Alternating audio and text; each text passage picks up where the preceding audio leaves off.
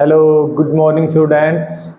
How are you? We hope all of you are fine and enjoying our lecture series. बेटा आज आपसे कुछ बात करनी है। देखिए जो हमारे लेक्चर अपलोड हो रहे हैं, ठीक है, आपको बेटा डेली पढ़ना है। डेली एक एक लेक्चर अपलोड हो रहा है। अगर आप डेली का काम बेटा डेली करोगे तो आपके ऊपर बर्डन नहीं आएगा और एग्जाम टाइम में आपका फियर कम हो जाएगा। तो सबसे इंपॉर्टेंट बात बेटा, एक तो डेली पढ़ना है और एक जो भी हम पढ़ा रहे हैं उसके न्यूमेरिकल ट्राई करने हैं बेटा, वही कंपटीशन और नेट में आएगा। अगर हम सिर्फ थ्योरी पढ़ रहे हैं बेटा, आप थ्योरी कहीं से पढ़ सकते हो, थ्योरी के लिए बुक भरी पड़ी है, लेकिन जो सबसे इंपॉर्टेंट चीज हमें ध्यान रखनी है वो बेटा न्यूमेरिकल पोर्शन। फिजिक्स का जो आपको टफ लगता है वो लगता है न्यूमेरिकल। टफ लगता क्यों है? क्योंकि हमने 10th तक न्यूमेरिकल टच नहीं किए। आपने 9th 10th में अगर आप न्यूमेरिकल टच कर लेते तो आज शायद आपको इतना न्यूमेरिकल बोरिंग फील नहीं होता। तो ठीक है बेटा, आज हम एक नया टॉपिक स्टार्ट करने जा रहे हैं, LCR सर्किट। हम अल्टरनेटिंग करंट के ऊपर कॉन्टिन्यूसली वीडियो हमारे अपलोड हो रहे हैं, तो उसी सीरीज में आज लेक्चर नंबर 7 और हमारा टॉपिक रहेगा LCR सर्किट। अब तक बेटा हमने देखा कि AC जब भी रेजिस्टेंस से पास करता है तो करंट और वोल्टेज बेटा सेम फेज में रहते हैं, और जब हम एक AC कैपेसिटर से पास करता है, करंट लीड करता है, वोल्टेज लैग्स बिहाइंड करता है बाय फेज डिफरेंस π/2। और अगर हम इंडक्टर की बात करें बेटा, तो इंडक्टर के अंदर वोल्टेज लीड करता है, करंट लैग करता है, मतलब वोल्टेज आगे चलता है, करंट पीछे चलता है π/2 से। आज बेटा आज का टॉपिक सबसे इंपॉर्टेंट इसलिए है क्योंकि ये हरियाणा बोर्ड में तो आएगा ही आएगा, CBSE बोर्ड में इसके ऊपर न्यूमेरिकल आएगा, हरियाणा बोर्ड में सिर्फ थ्योरेटिकल आएगा, CBSE बोर्ड में या थ्योरेटिकल या न्यूमेरिकल, एक मतलब कुछ मार्क्स का इसमें से आएगा ही आएगा। तो बेटा ध्यान रखना है, ध्यान देना है आपको, ना समझ आए वो हमारी गारंटी है। अगर आप 100% फोकस करके समझने की कोशिश करोगे, अगर आपने पहले के लेक्चर देख रखे हैं तो अगर 100% फोकस रहेगा तो आपको समझ आएगा ही आएगा, ये अपना वादा रहा। चलो स्टार्ट करते हैं बेटा। हमें AC पढ़ना है LCR सर्किट। LCR मतलब है बेटा L for inductor, C for capacitor, R for resistance. जो अब तक हम क्या कर रहे थे, एक हमारे पास AC सोर्स होता था और हम बेटा इसको अप्लाई कर रहे थे या रेजिस्टेंस से या कैपेसिटर से या इंडक्टर से। आज हमें बेटा तीनों को एक साथ लगाना है। तो सबसे पहले मान लो हमने लगा दिया R, क्या लगा दिया? रेजिस्टेंस। उसके बाद एक हमने लगा दिया बेटा इंडक्टर, और उसके बाद एक लगा दिया कैपेसिटर। तो इसको क्या बोलेंगे? L, इसको C। इसको बेटा सीरीज LCR सर्किट भी बोलते हैं। क्या? सीरीज LCR मतलब L इंडक्टर, कैपेसिटर और रेजिस्टेंस को एक सीरीज में कनेक्ट किया गया, इसलिए इसको क्या बोलते हैं? LCR या सीरीज LCR सर्किट। अब बेटा अगर हम ये कंसीडर कर लें कि जो हम इनपुट प्रोवाइड कर रहे हैं वो V मान लेते हैं। V क्या है? V0 sine omega t। ये है बेटा हम वोल्टेज AC सोर्स प्रोवाइड कर रहे हैं। अब AC सोर्स है, वोल्टेज है, अगर कहीं भी सर्किट क्लोज है और वोल्टेज है तो बेटा उससे करंट फ्लो करेगा। और हम मान लेते हैं किसी भी एक इंस्टेंट पर कितना करंट फ्लो कर रहा है, इसके अंदर I करंट फ्लो कर रहा है, और बेटा सीरीज में करंट सेम होता है तो I करंट फ्लो कर रहा है इनसे। ठीक है, अब हमें देखना है कि वोल्टेज को कौन आगे करेगा, कौन पीछे करेगा, कितना वोल्टेज आगे पीछे होगा, वो हम डिस्कस करने जा रहे हैं। सबसे पहले रेजिस्टर है बेटा। रेजिस्टर से जब भी करंट पास करता है AC सोर्स करंट है या वोल्टेज है, वोल्टेज होगा तो करंट ऑटोमेटिकली सर्किट में फ्लो करेगा। हमने क्या देखा था, जब भी रेजिस्टेंस होता है, रेजिस्टेंस से AC सोर्स हम कनेक्ट करते हैं तो उसके अंदर करंट और वोल्टेज बेटा सेम फेज में। अगर करंट हॉरिजॉन्टल है तो voltage due to resistance will also be in the same phase. यहां तक आपको डाउट नहीं होगा, आई होप क्लियर होगा। अब बेटा इंडक्टर की बात करें।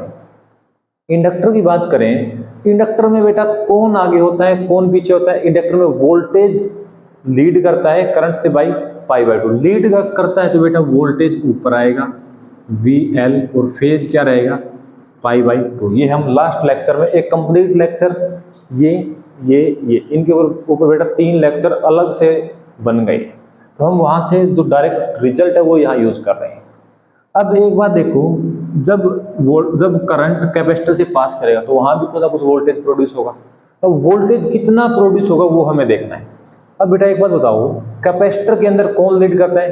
करंट लीड करता है, वोल्टेज लैग्स बिहाइंड, वोल्टेज पीछे रहता है π/2, पीछे रहेगा तो बेटा मैं यहाँ बना देता हूँ VC पीछे रहेगा, कितने फेज डिफरेंस से π/2। आई होप कि आपको ये फिगर क्लियर हुआ होगा, ठीक है। अब यहाँ से बेटा एक चीज देखो, हमें कौन कौन सा वोल्टेज मिल रहा है, वोल्टेज रेजिस्टेंस के अक्रॉस कुछ मिल रहा है, और हमें इंडक्टर के अक्रॉस कुछ वोल्टेज मिल रहा है, कैपेसिटर के अक्रॉस कुछ वोल्टेज मिल रहा है, वोल्टेज मिल रहा है। अब हम ये देखना चाहते हैं कि हमारा करंट तो सीधा है, करंट हमारा स्ट्रेट लाइन में मूव कर रहा है, मतलब करंट फेज 0 के ऊपर, ठीक है। अब हम ये देखना चाहते हैं कि वोल्टेज कितने फेज, मतलब वोल्टेज लीड करेगा या वोल्टेज लैग करेगा करंट से, कितना फेज डिफरेंस है, वो हमारा मुद्दा है आज का, वो हमें निकालना है। चलो बेटा स्टार्ट करते हैं। अब एक बात बताइए, इसके अंदर VR कहाँ है, करंट की डायरेक्शन में, VR बेटा कहाँ है, करंट I इस डायरेक्शन में था, VR भी इसी डायरेक्शन में है। अगर VL की बात करें तो VL करंट के क्या है, परपेंडिकुलर, VL क्या है, करंट के परपेंडिकुलर, ठीक है। अच्छा VC कहाँ है, नीचे, VC कहाँ है, नीचे। अब एक बात बताओ, VL और VC को थोड़ा बराबर कर देते हैं, VL और VC। अब एक चीज देखो बेटा, VL है क्या, इसके क्रॉस कितना वोल्टेज ड्रॉप आएगा, जितना इससे करंट पास करेगा, करंट कितना पास कर रहा है, I, इसका बेटा रिएक्टेंस कितना है, XL, तो IXL। यहां बेटा कितना वोल्टेज ड्रॉप कह सकते हैं हम, IXC, और यहां कितना voltage drop, I × R। I hope आपको अच्छे से क्लियर हुआ है। अब बेटा एक चीज देखिए, अरे क्लियर क्या हुआ है, जो भी मान लो रेजिस्टर है, रेजिस्टर तो वो अपोज करेगा करंट इंटू में रेजिस्टेंस, रिएक्टेंस है वो अपोज करेगा करंट इंटू में रिएक्टेंस, तो वो तीन बातें लिखी। अब एक बात देखो, VL और VC, VL क्या है बेटा, IXL, और XL क्या होता है, IωL, VC क्या है, IXC, I/, में ωc। ओमेगा बेटा जो हम फ्रीक्वेंसी अप्लाई कर रहे हैं, एंगुलर फ्रीक्वेंसी। अब एंगुलर फ्रीक्वेंसी है बेटा, एक में डिवाइड में है, एक में मल्टीप्लाई में है, और जो एंगुलर फ्रीक्वेंसी वो नॉर्मली हम बात करें 1 से ग्रेटर होता है, क्योंकि एंगुलर फ्रीक्वेंसी क्या होता है, 2πf, f क्या है, फ्रीक्वेंसी, फ्रीक्वेंसी क्या होता है, AC के दौरान, AC करंट या वोल्टेज है अल्टरनेटिंग, तो उसके 1 सेकंड में कितने साइकिल कंप्लीट हो रहे हैं, वो क्या होता है, फ्रीक्वेंसी, और ऑलमोस्ट हर 1 सेकंड में मोर देन 1 साइकिल कंप्लीट होते हैं। मींस ओमेगा की वैल्यू 1 से ग्रेटर भी हो सकती है, 1 से लेस भी हो सकती है, लेकिन मोस्टली केसेस में क्या होती है, 1 से ग्रेटर। अगर ये बेटा 1 से ग्रेटर है, हम 1 से लेस की बात भी बाद में करेंगे, अभी हम उस केस की बात कर रहे हैं कि जो ओमेगा है वो ग्रेटर देन 1 है, ग्रेटर देन 1 है बेटा, तो IωL ज्यादा आएगा, I/ωc कम आएगा, मीन्स VL VC से बड़ा होगा। बेटा पॉसिबल तीनों केसेस हैं, लेकिन हम एक बार इसकी बात कर लें कि VL बड़ा होगा VC से। अगर बेटा VL बड़ा है VC से, तो दोनों का रिजल्टेंट कहाँ आएगा, ऐसे समझो, ऊपर की साइड फोर्स 10 न्यूटन है, नीचे की साइड फोर्स 5 न्यूटन है, तो बेटा उन दोनों का रिजल्टेंट क्या आएगा, मैं यहां बना रहा हूं, क्या आएगा,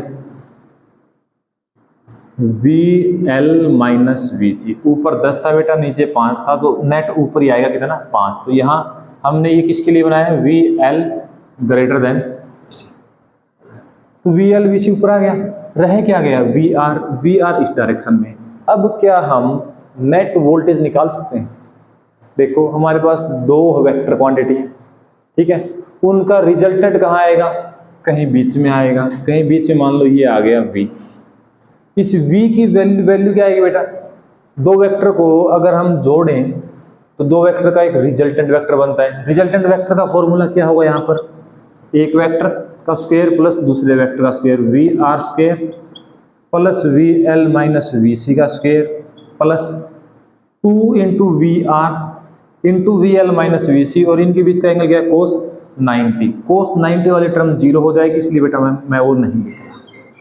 तो हमारे पास नेट वोल्टेज, इतना वोल्टेज हमने लगाया, I करंट फ्लो कर रहा है, तो वोल्टेज हमें कितना मिल रहा है तीनों के अक्रॉस, तो नेट वोल्टेज कितना मिलेगा, इतना वोल्टेज। आई होप क्लियर हुआ होगा। अब बेटा थोड़ा और आगे मूव करते हैं। अगर मैं V की जगह पर बेटा I, देखो यहाँ पर क्या है रेजिस्टेंस, यहाँ क्या है रिएक्टेंस, यहाँ क्या है रिएक्टेंस, तो ये तीनों मिला के कुछ ना कुछ अपोज कर रहे हैं। अब तीनों मिला के अपोज करें ना तो हम उसको बेटा रेजिस्टेंस बोल सकते हैं क्योंकि इसमें रिएक्टेंस है, ना बेटा इसको हम रिएक्टेंस बोल सकते क्योंकि इसमें रेजिस्टेंस है। तो इनका बेटा तीनों का अलग से नाम रख दिया इम्पीडेंस। क्या रख दिया? Z इक्वल टू इम्पीडेंस, मतलब इम्पीडेंस को हम क्या बोलेंगे Z। तो यहाँ क्या आएगा बेटा I Z, V स्क्वायर को क्या लिखेंगे I square R square plus VL I XL minus I XC का स्क्वायर। अगर यहाँ से बेटा मैं I बाहर निकाल लूँ तो हमारे पास Z क्या आएगा, यहाँ R स्क्वायर बचेगा, R square plus XL minus XC। तो ये होता है बेटा तीनों का। जब हमने तीनों सीरीज में लगाए तो तीनों का नेट, हम उसको रेजिस्टेंस नहीं बोल सकते क्योंकि रिएक्टेंस भी है, रिएक्टेंस नहीं बोल सकते क्योंकि रेजिस्टेंस भी है। तो हमने बेटा उन तीनों का जो नेट अपोज कर रहे हैं उसका क्या नाम रख दिया Z। Z is called impedance. तो बेटा इम्पीडेंस आएगा निकालना, ठीक है। अब तक हमने क्या देख लिया कि नेट वोल्टेज कितना आएगा, इतना आएगा, नेट अपोजिशन कितना फेस करेगा Z इम्पीडेंस इतना फेस करेगा। अब ये बेटा वोल्टेज हमें पता लग गया इतना आएगा, लेकिन वोल्टेज कहीं ना कहीं तो आएगा, किसी एंगल पर आएगा, उस एंगल को हम मान लेते हैं थीटा। अगर ये बेटा VL माइनस VC है तो ये भी क्या आएगा VL माइनस VC। अगर मैं यहाँ से tan थीटा निकाल दूं, क्या निकाल दूं tan थीटा। tan थीटा क्या होता है परपेंडिकुलर बाई बेस, तो perpendicular VL minus VC base VR, तो VL माइनस VC बाई में VR। तो बेटा यहाँ से थीटा क्या आ गया VL माइनस VC को मैं क्या लिख सकता हूँ I XL minus I XC by में VR, VR को लिख देते हैं IR, तो क्या आ गया XL माइनस XC बाई में R। अच्छा tan इनवर्स लिखना भूल गई, theta equal to tan inverse. तो ये है बेटा क्या निकाल दिया, वोल्टेज कितना आएगा इतना आएगा, कितना नेट अपोजिशन फेस करेगा इतना इम्पीडेंस, और जो वोल्टेज आएगा किस एंगल पर आएगा थीटा एंगल पर आएगा। अब यहां से बेटा कंक्लूड करो एक बात को, अगर हमने VL minus VL greater than VC लिया, VL ग्रेटर देन VC लिया, ठीक है, तो इस केस में यहां करंट था और वोल्टेज क्या कर रहा है लीड कर रहा है, मतलब वोल्टेज लीड करेगा I बाई पाई बाई 2। अगर हम बेटा उल्टा कर देते हैं, जैसे हमने VL ग्रेटर देन VC माना, तो यहां अगर हम VC ग्रेटर देन VL कर देते तो क्या होता XC माइनस XL, या इन सब से माइनस बाहर निकालते, माइनस बाहर निकालते तो ये क्या आता voltage lags behind by pi by 2।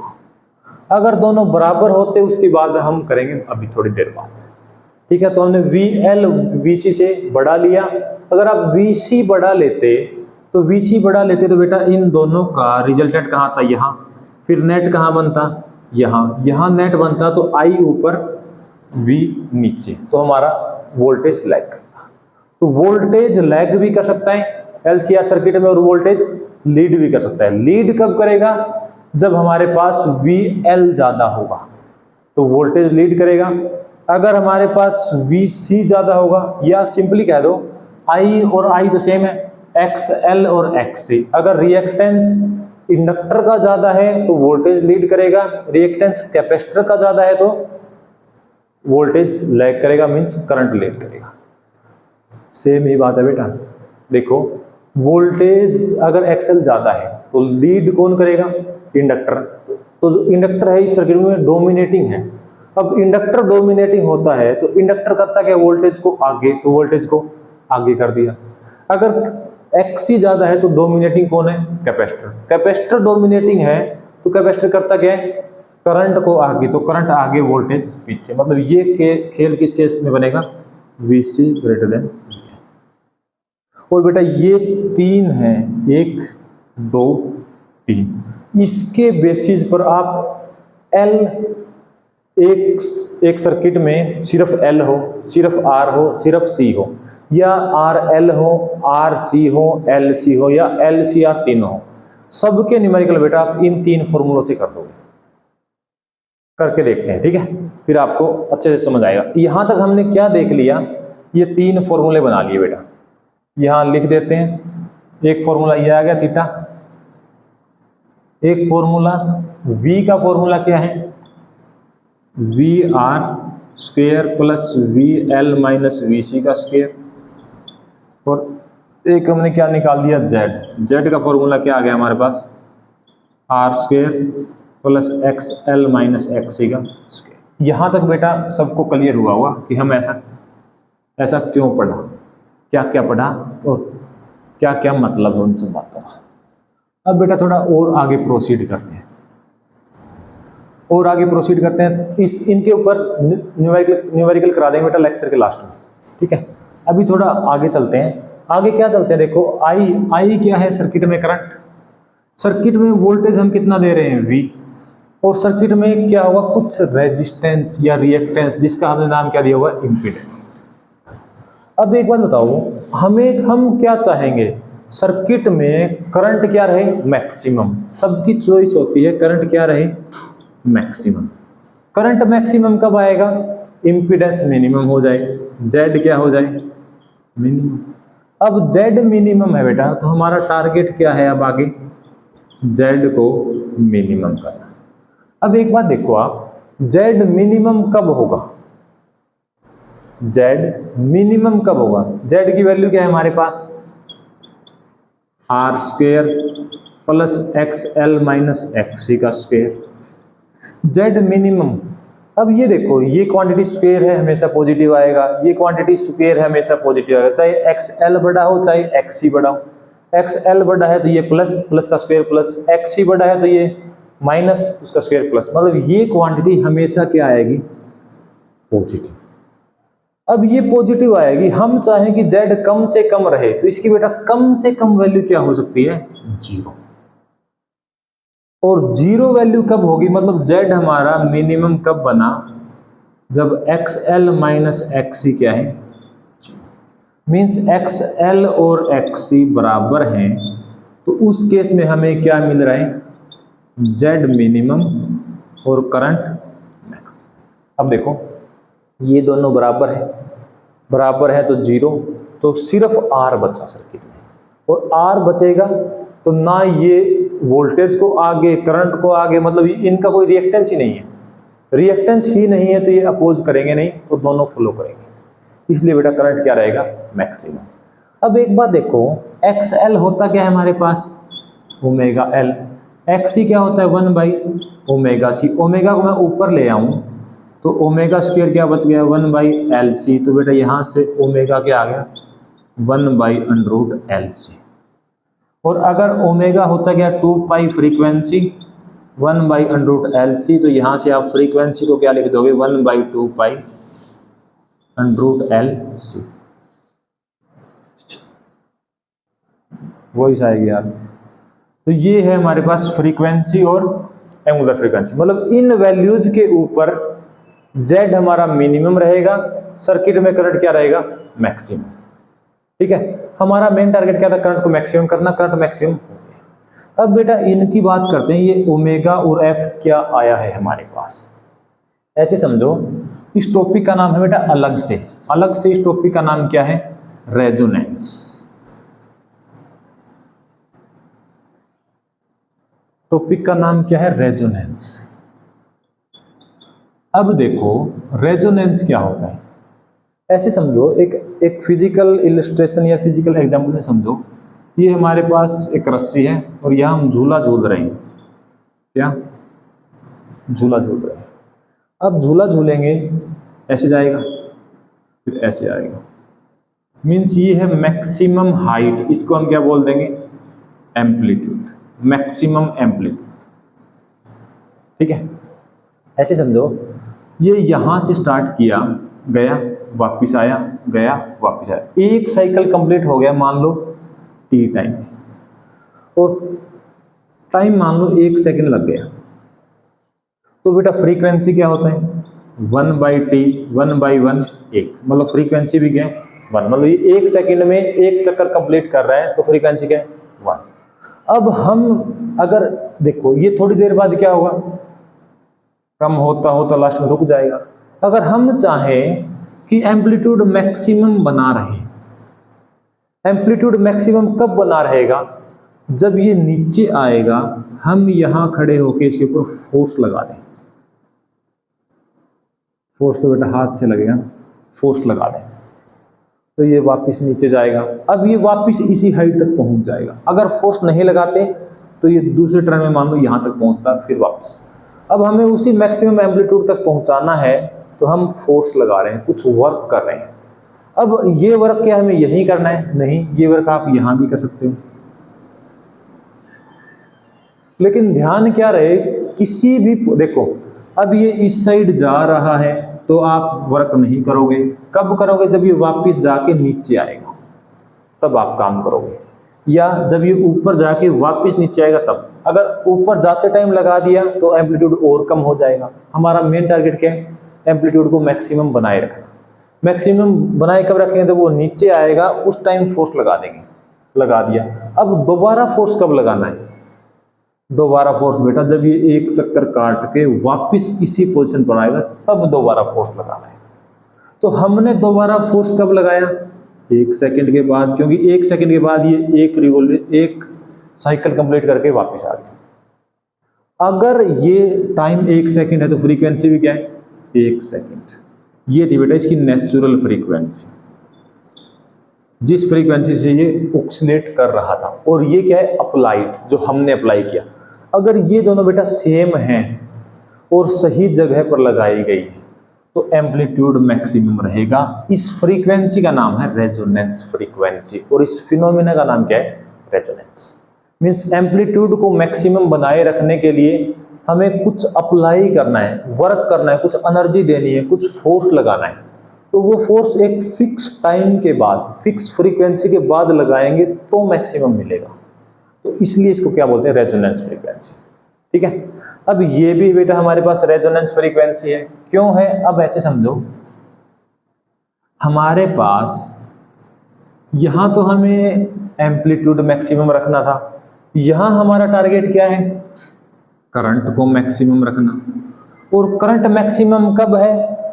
जब XL बराबर है XC के, और XL बराबर XC है तो हमें मिला क्या है?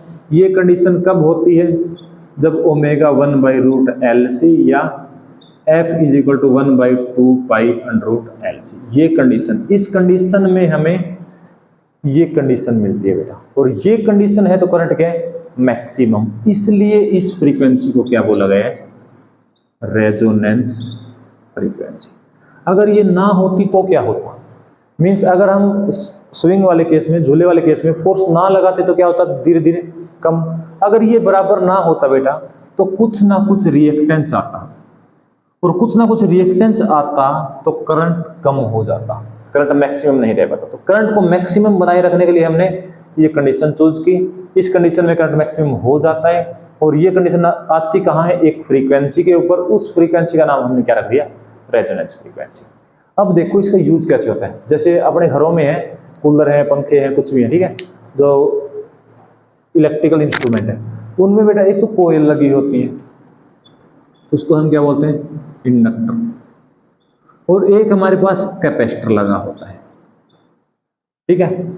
अब एक बात आपने देखी होगी, इन दोनों में से एक चीज खराब हो जाए तो वो जो मैक्सिमम आउटपुट हमें देना चाहिए वो मैक्सिमम आउटपुट नहीं देगा। जैसे हमारे पास कूलर है, अगर दोनों बराबर है तो बेटा वो मैक्सिमम करंट फ्लो करेगा, वो मैक्सिमम स्पीड से चलेगा।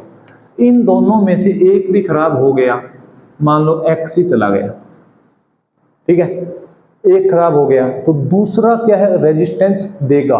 वो रेजिस्टेंस देगा तो रेजिस्टेंस मैक्सिमम, रेजिस्टेंस क्या हो जाएगा? ज्यादा। रेजिस्टेंस ज्यादा तो जेड ज्यादा, और करंट क्या हो जाएगा? कम। तो बेटा कैपेसिटर और इंडक्टर इस तरीके से चूज किए जाते हैं इलेक्ट्रिक इंस्ट्रूमेंट में, ताकि वो इतना दोनों मिलके या दोनों की फ्रीक्वेंसी ऐसा सेट किया जाए कि वो नेचुरल फ्रीक्वेंसी जो हमने लगाया था V0 sin ωt, इसके बराबर बना रहे। बराबर बना रहेगा तो करंट मैक्सिमम फ्लो करेगा। अगर ओमेगा की वैल्यू इसको छोड़ के आप एक काम करना, एक्स एल में और एक्स सी में दोनों में ये वैल्यू पुट करके देखना, दोनों में आपको बेटा आंसर सेम मिलेगा। मतलब जो जितना अपोजिशन एक्सएल करेगा उतना ही एक्सी, लेकिन करते क्या है अपोजिट। एक्सएल करंट को पीछे करेगा, वो जो एल है वो करंट को पीछे करेगा, जो कैपेसिटर है वो करंट को आगे, नेट मिला के क्या कर देगा जीरो। तो यही हमारे घरों में यूज होता है। आपने देखा होगा कभी कैपेसिटर खराब हो जाए तो भी काम नहीं करता इलेक्ट्रिकल इंस्ट्रूमेंट, और अगर इंडक्टर खराब हो जाए, कोयल खराब हो जाए तो भी काम, क्योंकि उस केस में रेजिस्टेंस बहुत ज्यादा क्रिएट हो जाता है। तो ये था हमारे पास रेजोनेंस कंडीशन। अब रेजोनेंस कंडीशन किस पर डिपेंड करती है, थोड़ा और पढ़ते हैं रेजोनेंस के बारे में। रेजोनेंस की कंडीशन हमने देख ली, इस कंडीशन को क्या बोलते हैं रेजोनेंस। अब आपके मन में ये आ रहा होगा, अगर रेजिस्टेंस की वैल्यू कम ज्यादा कर दें तो भी तो सर्किट का करंट कम ज्यादा होगा। अगर हम, ये हमारे पास क्या था, Z equal to R square plus X L minus X का स्क्वेयर, इसको हमने Z मिनिमम किया तो ये चीज क्या होगी जीरो। अब इसकी वैल्यू पर भी तो बेटा डिपेंड करेगा, अगर इसकी वैल्यू R ज्यादा है तो करंट कम आएगा, R कम है तो करंट ज्यादा। उसको कैसे डिस्कस करेंगे, उसके लिए बेटा एक ग्राफ बना रहे हैं। उसके लिए क्या बना रहे हैं, एक ग्राफ। ग्राफ कैसा रहेगा, ये रहेगा, ये है हमारे पास ओमेगा रेजोनेंस, मतलब रेजोनेंस वाली फ्रीक्वेंसी है। रेजोनेंस वाली फ्रीक्वेंसी है तो करंट की वैल्यू क्या रहेगी मैक्सिमम, ठीक है। अब करंट की वैल्यू मैक्सिमम है, अगर बेटा ओमेगा को मैं इस साइड बढ़ा दूं, मतलब ओमेगा इंक्रीज कर दूं, ओमेगा या ऐसे लिखो ओमेगा इस साइड क्या है greater than omega resonance, resonance से ग्रेटर है तो एक्स एल क्या आएगा ओमेगा एल, एक्स से क्या आएगा 1/ओमेगा सी। अगर ओमेगा बढ़ा रहे हैं तो एक्सएल बेटा बढ़ेगा, एक्सएल बढ़ेगा, एक्स सी घटेगा, घटेगा सेम रेशियो में। तो एक्सएल बढ़ रहा है, एक्स सी घट रहा है, मतलब इन दोनों का देखो ऐसे समझो, ये पहले 1 2 3 4 बढ़ गए, ये 0 0.1 0.75 0.5 0.25, तो यहाँ क्या है बेटा रेश, जो डिफरेंस 0, यहाँ डिफरेंस 2 का, यहाँ और ज़्यादा डिफरेंस बढ़ रहा है तो रिएक्टेंस क्या है, इंपिडेंस रिएक्टेंस बढ़ेगा, इंपिडेंस बढ़ेगा तो करंट घट जाएगा, करंट क्या हो जाएगा घट जाएगा। सेम अगर मैं ओमेगा को डिक्रीज करता, omega less than omega R इस साइड करता बेटा, तो ये हमारा इंक्रीज कर जाता और ये हमारा डिक्रीज, सबट्रैक्ट करते और उसका स्क्वायर, तो फिर से बेटा क्या हो जाएगा डिक्रीज, क्योंकि डिफरेंस तो बेटा अब देखो ये वैल्यू एक्सएल की हो जाएगी, ये वैल्यू एक्स की, डिफरेंस तो वही रहेगा जो पहले रहा है। तो जेड सेम ऑर्डर में जेड इंक्रीज होगा, करंट डिक्रीज हो जाएगा। ये ऐसे मान लो ये था हमारे पास रेजिस्टेंस 10 ओम के लिए। अगर बेटा मैं रेजिस्टेंस 100 ओम कर दूं, रेजिस्टेंस 100 ओम कर दें तो मैक्सिमम वैल्यू क्या आएगी करंट की, कम आएगी, मैक्सिमम वैल्यू कम आएगी क्योंकि R ज़्यादा है, यहाँ मान लो R 100 है, R ज़्यादा है बेटा, Z ज़्यादा करंट कम, तो करंट क्या हो जाएगा कम। तो इस टाइप का, तो ये ग्राफ है आपका रेजोनेंस का। आई होप क्लियर हुआ होगा। अब कुछ न्यूमेरिकल देख लेते हैं एक दो, ताकि आपको अच्छे से क्लियर हो जाए। और बेटा न्यूमेरिकल ही आने के चांस हैं सीबीएसई बोर्ड में। ऐसे देखो V क्या आया, आई आर का square plus I X L minus I X C का square, V R plus V L minus V C. अच्छा जेड क्या है हमारे पास, R square plus X L minus X C का स्क्वायर, और हमारे पास फाई क्या है, ध्यान हो, tan inverse V L minus V C by में वी आर, या tan inverse X L minus X C by में।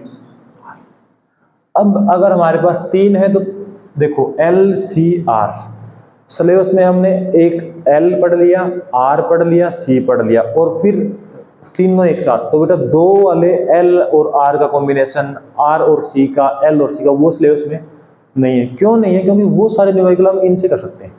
जैसे ऐसे समझो, ये हमारे पास एक रेजिस्टेंस है आर और एक हमारे पास क्या है, इंडक्टर एल, और हमने क्या लगा दिया, एसी सोर्स। अब आर और एल है तो क्या बेटा यहाँ पे कैपेसिटर है? कैपेसिटर नहीं है तो क्या एक्सी होगा? नहीं होगा। ये नहीं होगा तो वोल्टेज क्या मिली, आई और आर का स्क्वायर प्लस आई एक्सएल का स्क्वायर, यहां से हम वोल्टेज निकाल लेंगे। अब वोल्टेज, अच्छा यहां से जेड भी निकल जाएगा। अब ये देखो फाई है आपके अकॉर्डिंग सिर्फ क्या यहाँ पे इंडक्टर, क्योंकि रेजिस्टेंस तो वोल्टेज का आगे पीछे करता नहीं है, कौन करेगा, इंडक्टर। तो इंडक्टर वोल्टेज को क्या करेगा, आगे करेगा, करंट को पीछे। यहां से देखो, अब अगर यहाँ पे XC नहीं है तो क्या आया, XL बाई आर। XL क्या है, ओमेगा इंटू एल, मतलब पॉजिटिव क्वांटिटी, तो फाई क्या आएगा, पॉजिटिव। मतलब फाई था क्या, ये आई और ये भी, तो ये क्या है, प्लस का फाई। तो क्या हो गया, वोल्टेज लीड कर गया करंट से। अगर वैल्यू रखोगे तो एग्जैक्ट आ जाएगा कि कितना लीड करेगा। अगर बेटा हमारे यहाँ पर कैपेसिटर होता, क्या होता, कैपेसिटर होता तो हम इसको जीरो कर देते, इसको जीरो कर देते, और यहाँ पे ये जीरो होता, तो इस केस में बेटा फाई क्या आता, नेगेटिव। अब फाई नेगेटिव आए तो वी कहाँ आएगा, नीचे आएगा बेटा, वी क्या आएगा, नेगेटिव। और नेगेटिव है तो करंट आगे है, वोल्टेज क्या है, पीछे। और कैपेसिटर यही काम करता है, करंट को लीड करवाता है, वोल्टेज को लैग्स पे। तो ये था बेटा, इस टाइप के न्यूमेरिकल कितने भी न्यूमेरिकल कर लो बेटा, सब इन फॉर्मूला से हो जाएंगे। ठीक है, आई होप आपने लेक्चर एंजॉय किया होगा और LCR सर्किट आपको समझ आया होगा। Okay, thank you so much.